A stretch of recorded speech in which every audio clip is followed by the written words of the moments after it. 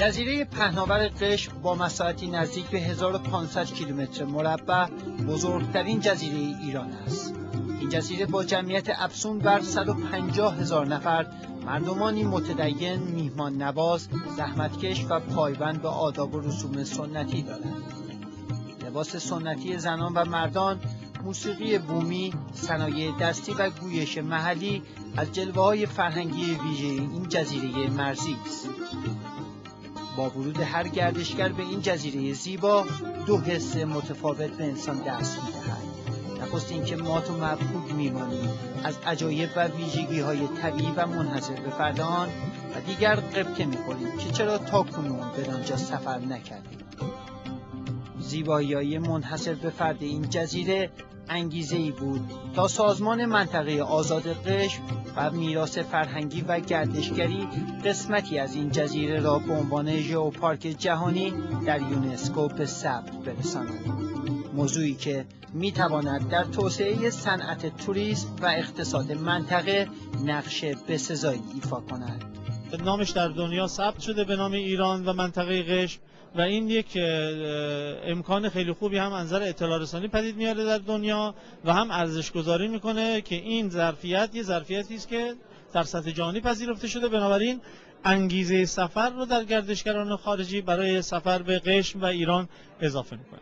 امیدوار هستیم با تلاشایی که دوستان و همکاران ما دارن بتوانیم از این نقطه طبیعی و بکر، از این موهبتی که عنوان موهبت طبیعت گردی امروز برای کسانی که گردشگران طبیعت هستند، کسانی که گردشگران دیدن در واقع صحنه‌های بکر و طبیعی کشورمون هستند، صحنه‌های بکر و طبیعی که از ویژگی‌ها و زیبایی‌های خاصی هم برخوردار هست فراهم بکنیم که بتوانیم انشالله با جذب توریست هم از داخلی و خارجی، با جذب کسانی که در زمینه کارهای طبیعت، کارهای گردشگری، کارهای زمینشناسی و موضوعات مختلف دیگه در واقع تحقیق میکنن و پژوهش میکنن، سطح توریست و گردشگر رو در جزیره قشم بالا ببریم.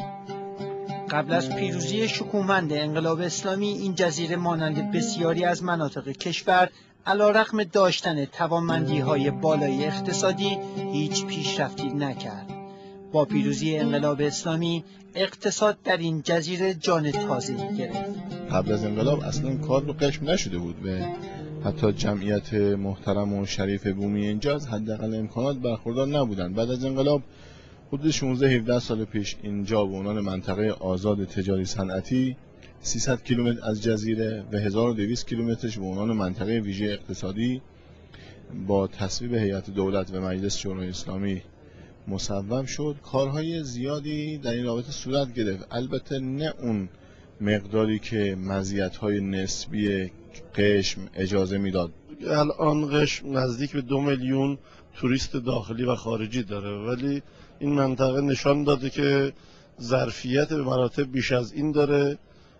یکی از شرایطی رو که من تعقیب میکنم و با جناب آقای اصغری مدیر عامل محترم سازمان منطقه آزاد قشم صحبت کردیم، اینه که بتوانیم زمین برای جذب سرمایه گذاری رو با شرایطی آسانتر، حتی بدون اخذ وجه به صورت رایگان به سرمایه گذاران داخلی و خارجی به اصطلاح واگذار کنیم و با سرعت انشاءالله بتوانیم ایجاد ظرفیت بکنیم. ما به هتل‌های بسیار زیاد و در واقع لوکسی در قشم نیاز داریم، چون برای این خطه زیبای ایران اسلامی در دل خلیج همیشه فارس به نظر میاد که مشتاقان زیادی از همه جای دنیا به اصطلاح هستند که تمایل به بازدید از این منطقه دارن. به خصوص این ژئوپارک ثبت شده خودش یک کانون جذب گردشگر خواهد بود.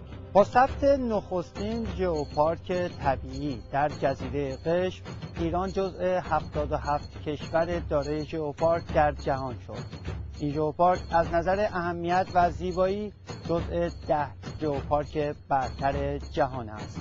مستوری، خبرنگار شبکه خبر، جزیره قشم.